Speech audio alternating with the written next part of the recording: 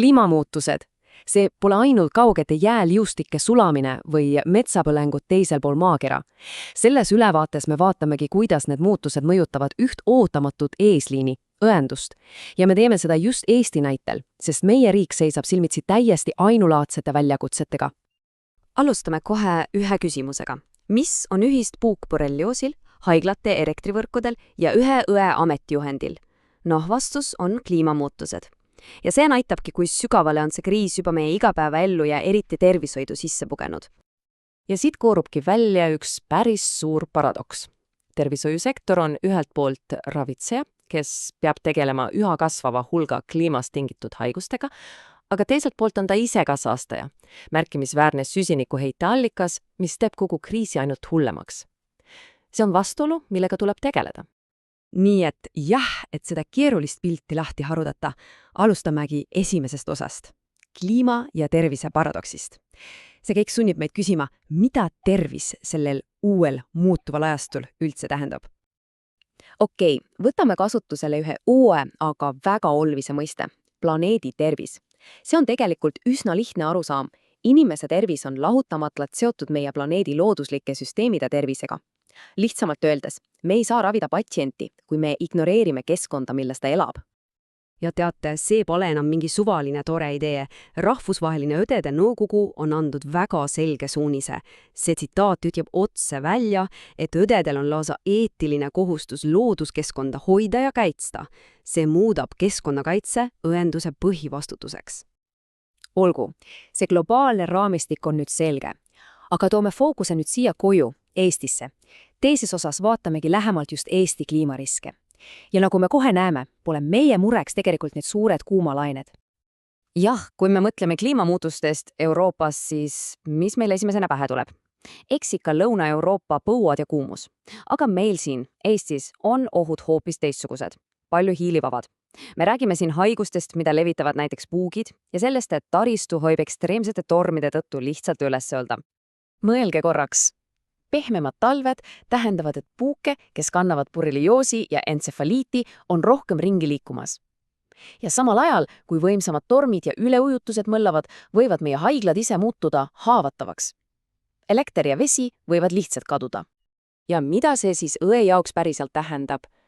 Nende haiguste levikuga muutuvad õed justkui esimesteks valvuriteks, kes märkavad, kui mingi uus haiguspuhang pead tõstab. Lisaks peavad nad kogukonda harima, kuidas end kaitsta ja samal ajal toime tulema üha kasvava survega eemudes.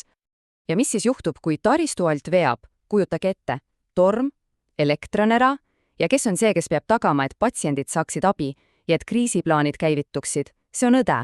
See on tohutu vastutus keset kaost. Nii et jah, kõik need uued ülesanded, see on epidemioloogiline detektiivitöö ja kriisijuhtimine, tähendavad, et õeamet ise on pöördumatult muutumas. Ja see viibki meid kolmanda osani.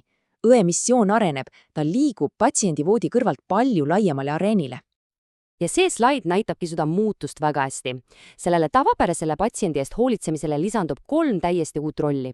Õest saab kliimatervise koolitaja, säästvate praktikate eestvedaja haiglas ja lõpuks, mis on eriti oluline, ka poliitika kujundamises osalev eeskõneleja. Aga siin ongi see konks. Nende uute ootuste ja praeguse õendushariduse vahel on suur lõhe. Me nimetame seda kompetentsilüngaks. Kuidas saadki õde juhtida haigla rohehankeid või osaleda seadusloomes, kui tema haridus pole talle selleks ühtegi tööriista andnud? Ja mis kõige hullem, aega pole üldse palju. Rahvusvaheline õdede nõukogu on seadnud väga selge eesmärgi. Riiklikud õppekavad tuleb viia vastavusse planeedi tervisestandarditega juba aastaks 2025. See on ju kohe-kohe käes. Okei, aeg tiksub, haridussüsteem peab järele jõudma. Aga kuidas me selle kõik siis päriselt ellu viime? See toob meid 4. osa juurde, kuidas kujundada ümber terve professioon ja viia need suured ideed haigla argipäeva. See tähendabki väga-väga konkreetseid asju haigla igapäevaelus, näiteks haiguste seire, mis põhineb keskkonnaandmetel, uued reeglid, kuidas kuuma stressiga patsiente sorteerida. Õed hakkavad juhtima rohehangete protsessi, et valida säästlikke meditsiinitarbeid ja muidugi haigla energiatarbimise vähendamine. Ja vot siin ongi see kõige olulisem muutus mõtlemises. Jätkusuutlikkus pole enam lihtsalt mingi eetiline valik või kulu kokkuhoiu koht.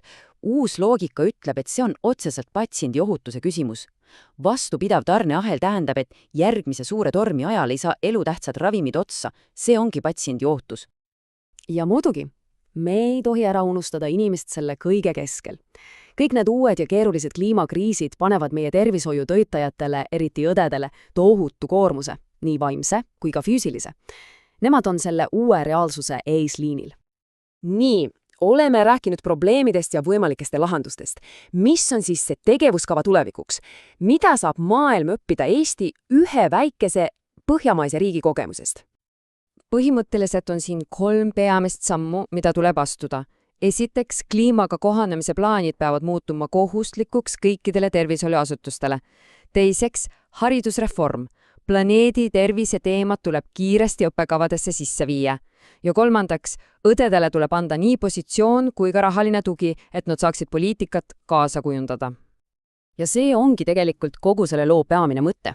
See, mis praegu toimub ühenduses, on lihtsalt näide või eelvaade sellest, mis ootab ees absoluutselt iga eriala. Iga professioon peab kohanema muutuva kliimategelikkusega. Nii, et lõpetuseks küsimegi nii. Õed on oma elukutset ümber defineerimas, et kliimakriisiga toime tulla. Milline elukutse on järgmine?